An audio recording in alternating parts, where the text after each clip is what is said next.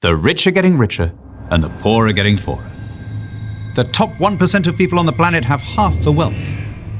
Western corporations are plundering developing countries. Capitalism is on its last legs. Really? The truth is that global inequality is tumbling. Yeah, the rich are getting richer, but the poor are getting richer faster. And what's driving that process? The market. Look at the most basic measures: literacy, longevity, infant mortality, calorie intake, height. More and more people are being lifted out of poverty. I think of the changes just in my lifetime. When I was born in 1971, an American worker had to earn a month's salary to be able to afford a TV set. Now it's 2 days. In 1971, fewer than half of girls worldwide completed at least primary education. Now it's more than 90%. In 1971, a stationary car emitted more pollution than a car moving at full speed today. Go a little further back. In the 17th century, the most powerful man in the world was Louis XIV of France. Every night he'd have 40 dishes prepared for his dinner, and he'd pick the one that he felt like. But think about it. A receptionist today can stop off at a store on her way home and have not only a wider choice than that king, but a fresher one and a healthier one. We all live better than Louis XIV. And what's caused that miracle? Not any UN development program, not any government aid scheme. What caused it was the market.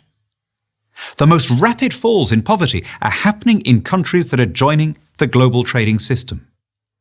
Compare growth rates in free trading Colombia and protectionist Venezuela, or in free trading Vietnam and protectionist Laos, or in free trading Bangladesh and protectionist Pakistan. It's the same story every time. China after 1979, India after 1991. You remove barriers to trade, prices fall, your people no longer have to work every hour just to afford food and basic commodities. They have time to invent and make and buy and sell other things. The whole economy is stimulated. Poverty falls. Okay, you might say. So maybe capitalism works, maybe people are better off. But isn't there a cost? Doesn't it make us more materialistic? Doesn't it make us greedier? Well, if by greed you mean a desire for material wealth, that's part of the human condition. It's in our DNA. Or if you prefer, it's in our fallen nature. Under any system, socialism, communism, fascism, absolute monarchy, theocracy, people want more stuff. The unique quality of capitalism is that it structures the incentives so that the way to succeed, the way to be greedy, if you insist on using that vocabulary, is to offer a service to the people around you. Under every other system, you get on by sucking up to those in power, commissars or kings or dictators.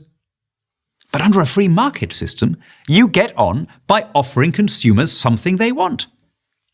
As the economist Joseph Schumpeter put it, the achievement of capitalism is not to provide more silk stockings for princesses, but to bring them within the reach of the shop girl.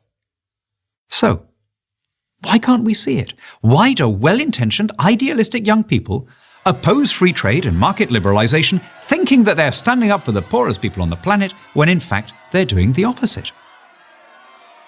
A big part of the answer is aesthetic. As the Victorian novelist Anthony Trollope wrote, "Poverty, to be scenic, should be rural." I grew up in Lima, Peru, which in those days was surrounded by shanty towns known as Las Barriadas. Western visitors would come and they'd visit Machu Picchu, and then they'd ask in bewilderment why people migrated from the Andes to the slums. Why did they swap the clean air and the mountain scenery for open sewers and traffic fumes? It's a very first world question. No Peruvian ever needed to ask why you'd leave a place with no electricity, no school, no clinic, and no jobs. Those shantytowns, those barriadas, for most of their residents are transitional. They're busy places, humming with enterprise, and the people in them sense that they're on their way up. If we want to help those people, the best thing we can do is let them sell us their stuff. capitalism has achieved things which earlier ages ascribed to gods and magicians. It's abolishing hunger and disease and want. It's led to an unprecedented enrichment that is the central fact of your life. The fact that you're watching this video is enough to tell me that. Now, let it work its magic in the rest of the world. I'm Daniel Hannan for Prager University.